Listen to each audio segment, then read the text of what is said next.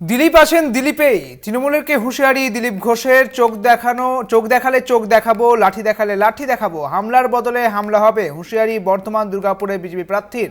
দিলীপ ঘোষ এমনটাই বলেছেন যে লাঠি দেখালে লাঠি দেখাবো, তবে এমনই হুঁশিয়ারি দিয়েছেন, তবে হামলার বদলে হামলা হবে এমনই বলছেন দিলীপ ঘোষ। বর্তমান দুর্গাপুরের বিজেপি প্রার্থী দিলীপ ঘোষ তিনি বলছেন যে হামলা হবে, হামলার বদলে হামলা হবে, আর চোখ দেখালে চোখ, লাঠি দেখালে লাঠি। তিনি ঠিক কি বলেছেন শোনাবো আপনাদের।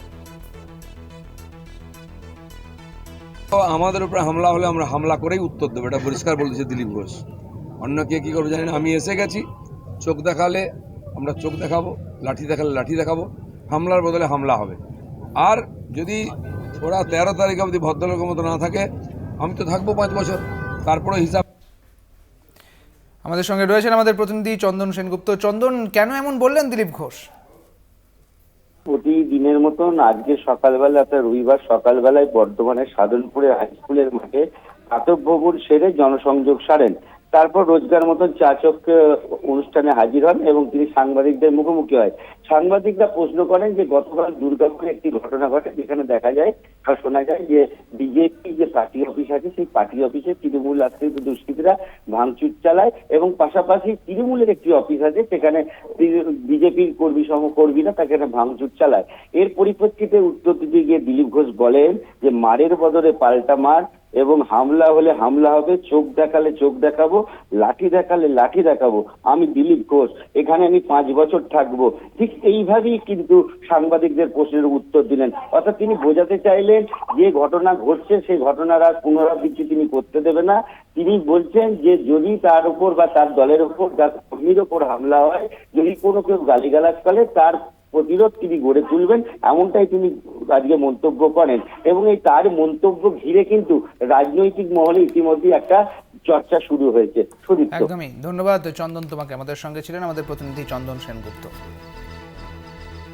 তৃণমূলকে হুঁশিয়ারি দিলীপ ঘোষের, চোখ দেখালে চোখ দেখাবো, লাঠি দেখালে লাঠি, হামলার বদলে হামলা হবে, হুঁশিয়ারি দিচ্ছেন বর্তমান দুর্গাপুরের বিজেপি প্রার্থী অর্থাৎ দিলীপ আছেন দিলীপেই। কখনো ডান্ডা, কখনো ত্রিশূল, কখনো গদা নিয়ে প্রচারে বেরোচ্ছেন, আর সাংবাদিকদের মুখোমুখি হয়ে আজ এমনটাই বললেন। আমাদের সঙ্গে রয়েছেন তৃণমূল নেতা শান্তনু সেন। শান্তনুবাবু, কলকাতা টিভিতে আপনাকে স্বাগত জানাই। দিলীপ ঘোষ বলছেন যে চোখ দেখালে চোখ এবং যদি লাঠি দেখায় তাহলে লাঠি, হামলা হবে, হুঁশিয়ারি দিচ্ছেন তিনি। কি বলবেন?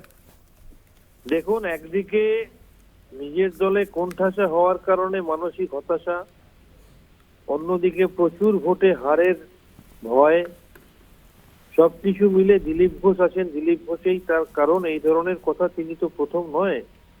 এর আগেই প্রচারে তিনি কখনো গদা নিয়ে, কখনো লাঠি নিয়ে, কখনো রড নিয়ে তিনি প্রচার করেছেন। অতীতেও দিলীপ বাবু মেরে দেবো, কেটে দেবো, মুখে পা দিয়ে দেবো, ছপট গর্ত করে মাটিতে পুঁতে দেবো, উল্টো দিকে ঝুলিয়ে মারবো, এই ধরনের কথাগুলো তিনি বলেছেন। সুতরাং এগুলো দিলীপ বাবু তথা তার দল ভারতীয় জনতা পার্টির কৃষ্টি এবং সংস্কৃতি, এবং এই ধরনের কথা বলেই তিনি রাজনীতিতে ভেসে থাকতে চান, মিডিয়াতে মুখ দেখাতে চান। তারা যত এই ধরনের কথা বলবে, তত শান্তিকামী বাংলার মানুষ তৃণমূলকে আঁকড়ে ধরবে, বিজেপিকে আরো বেশি করে বর্জন করবে, এবং তার প্রতিফলন 4 জুন রেজাল্টের মধ্যে দিয়ে দেখা যাবে। ধন্যবাদ আপনাকে শান্তনুবাবু।